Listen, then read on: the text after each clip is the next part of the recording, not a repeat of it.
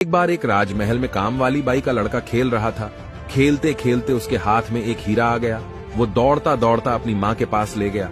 माँ ने देखा और समझ गई कि ये हीरा है, तो उसने झूठ मूठ बच्चे को कहा कि ये तो कांच का टुकड़ा है, और उसने उस हीरे को महल के बाहर फेंक दिया।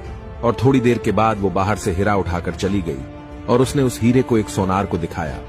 सोनार ने भी यही कहा, ये तो कांच का टुकड़ा है, और उसने भी बाहर फेंक दिया। वो औरत वहां से चली गई।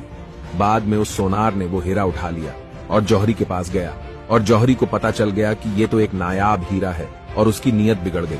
और उसने भी सोनार को कहा कि ये तो कांच का टुकड़ा है, और उसने उठा के हीरे को बाहर फेंक दिया, और बाहर गिरते ही वो हीरा टूट कर बिखर गया।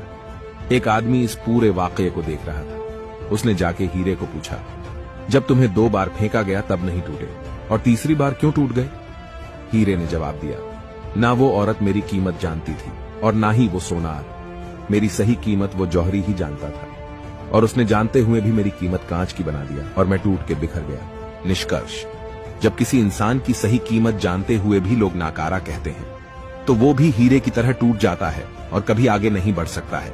अगर कोई व्यक्ति अपने हुनर को निखारते हुए आगे बढ़ने की कोशिश करता है, तो उसका हौसला बढ़ाओ और सपोर्ट करो, और यह ना भी कर सको तो कम से कम हीरे को कांच बताकर तोड़ने का काम भी मत करो।